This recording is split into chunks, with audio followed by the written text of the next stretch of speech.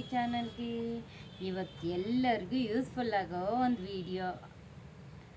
Video ಆಗಿರುತ್ತೆ ಇದು. Please ಈ ವಿಡಿಯೋ ಯಾರಿಗೆಲ್ಲ ಇಷ್ಟ ಆಗಿದೆನೋ ಲೈಕ್ ಮಾಡಿ, ಶೇರ್ ಮಾಡಿ, ಕಮೆಂಟ್ ಮಾಡಿ, ಸಬ್ಸ್ಕ್ರೈಬ್ ಮಾಡಿ.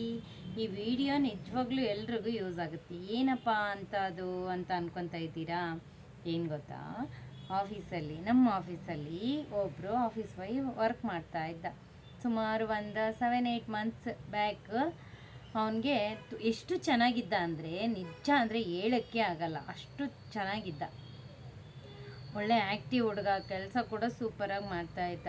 ಸಡನ್ನಾಗಿ ಒಂದು ದಿವಸ ಅವನಿಗೆ ಏನೋ ತಲೆನೋವು, ವಾಮಿಟು, ತಲೆ ಸುತ್ತು ಅಂತ ಹೇಳ್ಬಿಟ್ಟು ಹಾಸ್ಪಿಟಲ್ಗೆ ಅಡ್ಮಿಟ್ ಆದ. ಹಾಗೆ ಮತ್ತೆ ಮನೆಗೆ ಬಂದು ಸ್ವಲ್ಪ ಏನೋ ತಲೆ ಸುತ್ತು ಬಂದಿರೋ ಥರ ಆಗಿ ಕೆಳಗಡೆ ಬಿದ್ದುಬಿಟ್ಟ. ಅಷ್ಟೇ ರೀಸನ್, ಬ್ರೈನ್ ಸ್ಟ್ರೋಕ್ ಆಗಿದೆ. ಎದ್ದಳ್ಳೇ ಇಲ್ಲ. ಮಲಗ್ದವನು ಹಂಗೆ ಪರ್ಮನೆಂಟಾಗಿ ಮಲಗೇ ಬಿಟ್ಟಾಗಲಿ ಎದ್ದಳ್ಳೇ ಇಲ್ಲ. ನಿಜ ದೇವರು ಜೀವನ ಎಷ್ಟೊಂದು ಒಂದು ಸೆಕೆಂಡಲ್ಲೇ ಜೀವನ ಹಾರಿ ಹೋಗ್ಬೋದು. ಅಷ್ಟು ನನಗೆ ಹತ್ರದಿಂದ ನೋಡಿರೋದ್ರಿಂದ ಮರ್ತೋಗೋಕ್ಕೆ ಆಗಲ್ಲ ಇನ್ಸಿಡೆಂಟ್. ಯಾಕೆ ಇದನ್ನು ನಾನು ನಿಮ್ಗೆ ಹೇಳ್ತಿದ್ದೀನಿ ಅಂದರೆ, ಹುಡುಗ ಏನೋ ಸತ್ತೋಗ್ಬಿಟ್ಟ. ಯಾಕೆ ಬ್ರೈನ್ ಸ್ಟ್ರೋಕ್ ಹೊಡಿತು ಅಂದರೆ, ಅವನು ಸ್ಟ್ರೆಸ್ ಅಂದರೆ ತುಂಬ ಟೆನ್ಷನ್ ತೊಗೊತಾ ಇದ್ದ. ಅದೇನೋ ನಿಜಕ್ಕಂದರೆ ವೈಫ್ಗೆ ಹುಷಾರಿಲ್ಲ, ಚಿಕ್ಕ ಮಗು ಇದ್ದಾನೆ, ಸಪೋರ್ಟ್ ಯಾರೂ ಇಲ್ಲ. ಅವನೊಬ್ಬನೇ ಹೋಗಿ ಮನೆಯಲ್ಲೂ ಕೆಲಸ ಮಾಡಬೇಕು, ಆಫೀಸಲ್ಲೂ ಕೆಲಸ ಮಾಡಬೇಕು, 2 ಕಡೆ ಕೆಲಸ. ಅವನು ಅಟ್ಲೀಸ್ಟ್ ಯಾರ ಹತ್ರ ಆದರೂ ಹೇಳ್ಕೊಬೋದಾಗಿತ್ತು, ಅವನು ಯಾರ ಹತ್ರ ಹೇಳ್ಕೊಂಡ್ಲಿಲ್ಲ. ನಿಜ ಗೊತ್ತಾ, ತುಂಬ ಒಳ್ಳೆ ಹುಡುಗ. ಬಟ್ ನನಗೆ ಅವನಂತೂ ನಾನು ಸಿಕ್ಕಾಪಟ್ಟೆ ಮಿಸ್ ಮಾಡ್ತೀನಿ. ಪ್ರತಿ ಊಟ ಟೈಮಲ್ಲೂ ನಾನು ಮಿಸ್ ಮಾಡ್ತೀನಿ. ಯಾಕಂದರೆ ನಾನು ತಟ್ಟೆ ಕೂಡ ವಾಶ್ ಮಾಡೋದು. ಅದಾದಮೇಲೆ ಏನಂದರೆ, ಅವನು ತಟ್ಟೆ ವಾಶ್ ಮಾಡೋದಿದ್ರಿಂದ ನಾನೇ ಹೇಳ್ತಿದ್ದೆ, ನೀನೇ ವಾಶ್ ಮಾಡಬೇಕು, ನಾನು ಈ ಕೆಲಸ ಬಿಟ್ಟು ಹೋಗೋವರೆಗೂ ನನ್ನ ತಟ್ಟೆನ ನೀನೇ ವಾಶ್ ಮಾಡಬೇಕು ಅಂತ ಅವನ್ನ ತುಂಬ ರೇಗಿಸ್ತಾ ಇದ್ದೆ ನಾನು. ಸ್ವಲ್ಪ ಮೂಮೆಂಟ್ ಇದೆ ಅಲ್ವಾ, ಅವನು ಹೋಗಿರೋ ಮೂಮೆಂಟು ಲೈಫಲ್ಲಿ ಮರ್ತೋಗೋಕ್ಕೆ ಆಗಲ್ಲಪ್ಪ. ನಿಜ, ಹತ್ರದವರು ಜೊತೆಗಿರೋರು ಈ ಥರ ಆಗಿದ್ರೆ ಅನ್ನೋದು ತಡ್ಕೊಳಕ್ಕಾಗಲ್ಲ. ಆಲ್ಮೋಸ್ಟ್ ಎಲ್ರಿಗೂ ಗೊತ್ತೇ ಇರುತ್ತೆ. ಬಟ್ ನೀನಿಕ್ಕೆ ಅಂದರೆ, ಇವಾಗ ಅವನೇನೋ ಸತ್ತೋಗಿರೋ ಟೈಮಲ್ಲಿ ಅವ್ರ ವೈಫ್ ಹತ್ರ ಸ್ವಲ್ಪ ದುಡ್ಡು ಇರಲಿಲ್ಲ. ಹೆಂಗೋ ಆಫೀಸಲ್ಲಿ ಕಲೆಕ್ಷನ್ ಮಾಡಿ ಎಷ್ಟಾಗುತ್ತೋ ಆಫೀಸ್ ಕಡೆಯಿಂದ ಎಷ್ಟಾಗುತ್ತೋ ಅಷ್ಟು ಅವ್ರಿಗೆ ಹೆಲ್ಪ್ ಒಂದೊಂದು ಸೆಕ್ಯೂರಿಟಿ ಕೂಡ 100-200 ಅಂತ ಹೇಳಿ ಅವ್ರಿಗೆ ಕಲೆಕ್ಷನ್ ಮಾಡಿ ನಮ್ಮ ಆಫೀಸ್ ಕಡೆಯಿಂದ ಎಷ್ಟು ಹೆಲ್ಪ್ ಆಗುತ್ತೋ ಎಲ್ಲನೂ ಮಾಡಿದ್ದೀವಿ. ಲಾಸ್ಟಲ್ಲಿ ಅವರ ವೈಫು ಎಲ್ಲ ದುಡ್ಡು ಖರ್ಚು ಮಾಡಿಬಿಟ್ಟಿದ್ದಾರೆ. ಯಾಕಂದರೆ ಅವ್ರಿಗೂ ತುಂಬ ಹುಷಾರಿಲ್ಲ, ಒಂದು ಮಗನ ನೋಡ್ಕೋಬೇಕು, ಬ್ಯಾಂಗ್ಳೂರು ರೆಂಟ್ ಕಟ್ಟಬೇಕು, ಅವನೊಬ್ಬನೇ ಆಧಾರವಾಗಿದ್ದಿದ್ದು ಮನೆಗೆ. ಅವನು ದುಡಿಬೇಕಿತ್ತು, ಅವರಿಬ್ಬರು ಕೂತ್ಕೊಂಡು ತಿನ್ನಬೇಕಿತ್ತು ಮನೆಯಲ್ಲಿ. ಅಂಥ ಮನುಷ್ಯನೇ ಇಲ್ಲ ಅಂದರೆ ಅವ್ರ ಪರಿಸ್ಥಿತಿ ಹೆಂಗಿರುತ್ತೆ?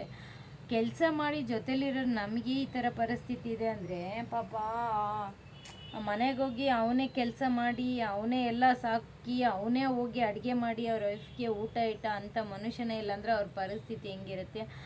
ಅವ್ರು ಏನು ಮಾಡಿದ್ದಾರೆ ಅಂದರೆ, ಇನ್ನು ಈ ಸತ್ತೋಗಿರೋ ಈ ಅರ್ಜೆಂಟಲ್ಲಿ ಏನಾಗಿದೆ, ಅವ್ರ ಹತ್ರ ದುಡ್ಡಿಲ್ಲ ಅಂತ ಹೇಳಿ ಹೋಗಿ PF ಆಫೀಸಲ್ಲಿ PF ಅಪ್ಲೈ ಮಾಡಿಬಿಟ್ಟಿದ್ದಾರೆ.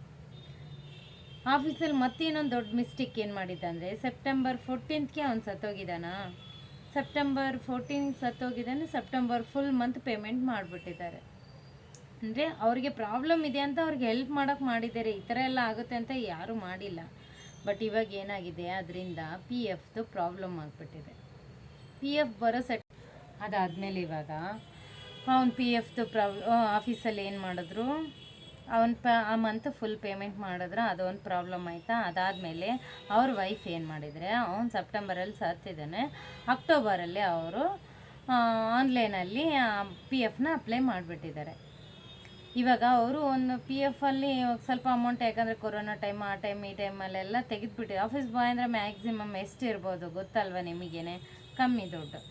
ಅವ್ರು ಏನು ಮಾಡಿದ್ದಾರೆ, ಇವಾಗ PF ಅಲ್ಲಿ ಕೂಡ ಎಲ್ಲ ಅಮೌಂಟ್ ಎತ್ತಿಬಿಟ್ಟಿದ್ದಾರೆ. ಏನಂದ್ರೆ ಒಂದು 35,000 ಇತ್ತೇನೋ, ಅದು ಕೂಡ ಅವ್ರ ವೈಫು ಸೈಬರ್ ಸೆಂಟ್ರಿಗೆ ಹೋಗ್ಬಿಟ್ಟು ಅದು ಎತ್ತಿಬಿಟ್ಟಿದ್ದಾರೆ. ಇವಾಗ ನಾವೇನು ಮಾಡಿದ್ದೀವಿ, ಆಫೀಸ್ ಕಡೆಯಿಂದ ನಾವು ಕೇಳಿದ್ವಿ, ಈ ಥರ ಡೆತ್ ಆದರೆ ಫುಲ್ ಸೆಟ್ಲ್ಮೆಂಟ್ ಅಮೌಂಟ್ ಎಲ್ಲ ಬರಬೇಕಲ್ವಾ ಅಂತ ಅವ್ರನ್ನ ಕೇಳಿದಾಗ, ಹೌದು ಬರುತ್ತಮ್ಮ, ಒಂದು 5-6 ಲಕ್ಷ ಬರುತ್ತೆ ಅಂತ ಹೇಳಿದರು. ಇವಾಗ ಈಗ ನಾವು ಮಾಡಿದ್ದೀವಲ್ವ, ಫುಲ್ ಅವ್ನು ಸತ್ತೋಗಿದ್ದು 14 ಅದನ್ನು ಬಿಟ್ಬಿಟ್ಟು ಕಂಟಿನ್ಯೂ ಪೇಮೆಂಟ್ ಸೆಪ್ಟೆಂಬರ್ದು ಫುಲ್ ಪೇಮೆಂಟ್ ಮಾಡಿಸಿದ್ದೀವಿ. ಅದಾದಮೇಲೆ ಇವ್ರು ಹೋಗ್ಬಿಟ್ಟು ಅವ್ನು ಸತ್ತೋಗಿದ್ದಾನೆ ಅಂತ ಆ ಅಮೌಂಟ್ನ ಕ್ಲೈಮ್ ಮಾಡಿಬಿಟ್ಟಿದ್ದಾರೆ. ಎರಡೂ ಪ್ರಾಬ್ಲಮ್ಮಿಂದ ಅವ್ರಿಗೆ ಪಿ ಎಫ್ ಅಮೌಂಟ್ನ ತೆಗಿಯೋಕ್ಕಾಗ್ತಾಯಿಲ್ಲ ಇವಾಗ. ಯಾಕೆ ನಾನು ಇದನ್ನು ನಿಮಗೆ ಹೇಳ್ತಿದ್ದೀನಿ, ನಿಮ್ಮ ಮನೆಯಲ್ಲಿ ಯಾರೆಲ್ಲ ಕೆಲ್ಸಕ್ಕೆ ಹೋಗ್ತಾಯಿದ್ದಾರೆ ಅವ್ರದ್ದು ಡೀಟೇಲ್ಸ್ನ ತಿಳ್ಕೊಳ್ಳಿ. ಯಾಕಂದರೆ ನೆಕ್ಸ್ಟ್ ಇವಕ್ಕೆ ಈಗಿರೋ ಸಿಚುವೇಶನ್ಗೆ ಯಾರು ಯಾವ ಟೈಮ್ ಹೆಂಗಿರುತ್ತೆ ಅಂತ ಹೇಳೋಕ್ಕಾಗಲ್ಲ. ನಾವು ನಮ್ಮ ಮನೆಯವ್ರಿಗೋಸ್ಕರನೇ ಅಮೌಂಟನ್ನು ಸೇವ್ ಮಾಡಿರ್ತೀವಿ, ಅಮೌಂಟನ್ನು ಎತ್ತಿ ಇಟ್ಟಿರ್ತೀವಿ. ಇಲ್ಲ ಅಮೌಂಟ್ ಇರುತ್ತೆ, ನಮ್ಮ ಮನೆಯವ್ರಿಗೆ ಗೊತ್ತಿಲ್ಲ ಅಂದರೆ ಏನು ಯೂಸ್ ಇದೆ? ನಾವು ಕಷ್ಟ ಬಿದ್ದ ಅಲ್ವಾ?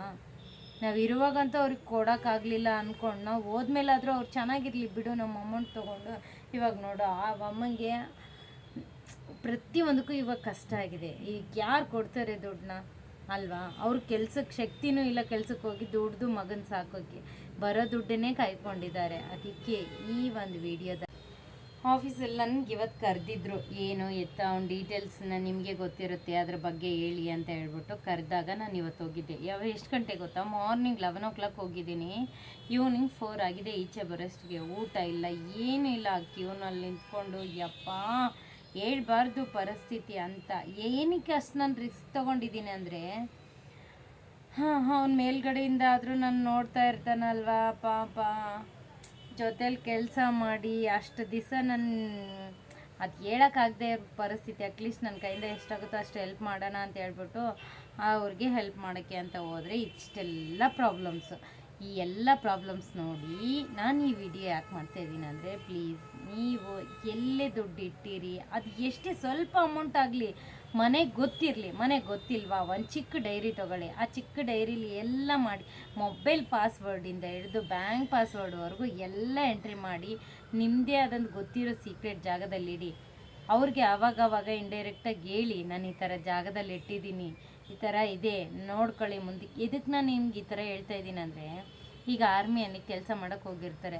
ಆರ್ಮಿಯಲ್ಲಿ ಕೆಲಸ ಮಾಡೋಕ್ಕೆ ಹೋಗಿದ್ದವರು ಅವ್ರ ಸಿಚುವೇಶನ್ ಅಲ್ಲಿ ಹೆಂಗಿರುತ್ತೋ ಗೊತ್ತಿರಲ್ಲ.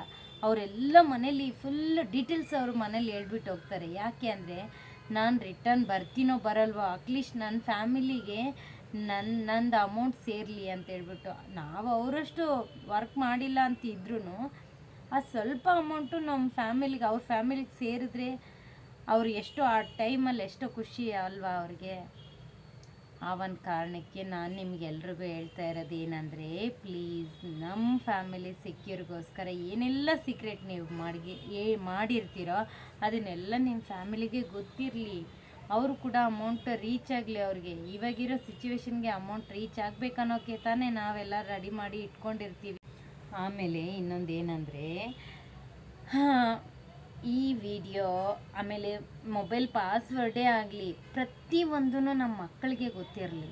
ಯಾಕಂತ ಹೇಳಿದ್ರೆ, ಇವಾಗ ಲಾಸ್ಟಲ್ಲಿ ನೋಡು, ಮೊನ್ನೆ ಒಂದು ಇನ್ಸಿಡೆಂಟ್ ನಡೀತು. ಪಿ ಎಫ್ ಆಫೀಸಲ್ಲೇ ಸಿಕ್ಕಾಪಟ್ಟೆ ಏಜ್ ಆಗಿದ್ದವರು ಒಬ್ಬರು ಬಂದಿದ್ರಂತೆ. ಅವ್ರಿಗೆ ತುಂಬ ತಲೆ ಸುತ್ತು ಬಂದುಬಿಟ್ಟು ಕೆಳಗಡೆ ಬಿದ್ದಿದ್ದಾರೆ. ಮೊಬೈಲು ಪಾಸ್ವರ್ಡ್ ಹಾಕಿದ್ದಾರೆ. ಮೊಬೈಲ್ ಪಾಸ್ವರ್ಡ್ ಹಾಕಿದರೆ ಅಟ್ಲೀಸ್ಟ್ ಅವ್ರ ಮನೆಯವ್ರಿಗೆ ಯಾರಿಗಾದ್ರೂ ಕಾಲ್ ಮಾಡಬೇಕಂದ್ರೆ ಮೊಬೈಲ್ ಪಾಸ್ವರ್ಡ್ ನಾವು ಹೆಂಗೆ ತೆಗಿಯೋದು? ಅವ್ರಿಗೆ ಹೆಂಗೆ ಕಾಲ್ ಮಾಡೋದು? ಅವ್ರಿಗೆ ಶಕ್ತಿ ಇಲ್ಲ, ಪ್ರಜ್ಞೆ ಇಲ್ಲ, ಏನೂ ಇಲ್ಲ. ಮೊಬೈಲ್ ಅಂತೂ ಇದೆ, ಮೊಬೈಲಲ್ಲಿ ನಂಬರ್ನ ತೆಗಿಬೇಕಂದ್ರೆ ಪಾಸ್ವರ್ಡ್ ಬೇಕಲ್ವಾ? ಅದಕ್ಕೆ ಹೇಳ್ತಾ ಇರೋದು, ಪ್ಲೀಸ್ ಏಜ್ ಆಗಿದ್ದವರೇ ಆಗಲಿ ಯಾರೇ ಆಗಲಿ ಮೊಬೈಲ್ನ ಪಾಸ್ವರ್ಡ್ನ ತುಂಬ ಇದಾಗಿದೆ.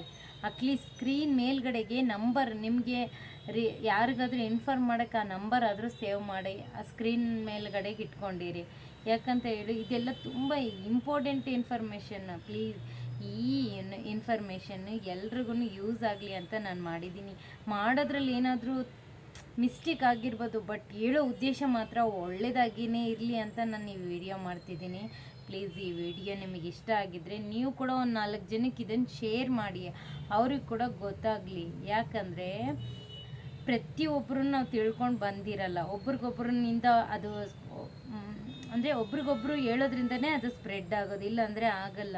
ಈ ವಿಡಿಯೋ ಮಾಡೋದ್ರಿಂದ ಸ್ವಲ್ಪ ಜನಕ್ಕೆ ಯೂಸ್ ಆಗುತ್ತೆ ಅನ್ನೋದ್ರೆ ಯಾಕೆ ವಿಡಿಯೋ ಮಾಡಬಾರ್ದು ಅಂತ ಅನಿಸ್ಬಿಟ್ಟು ನಾನು ಇವತ್ತು ವಿಡಿಯೋ ಮಾಡ್ತಾಯಿದ್ದೀನಿ. ಪ್ಲೀಸ್ ಈ ವಿಡಿಯೋ ನಿಮಗೆ ಇಷ್ಟ ಆದರೆ ಲೈಕ್ ಮಾಡಿ, ಶೇರ್ ಮಾಡಿ, ಸಪೋರ್ಟ್ ಮಾಡಿ.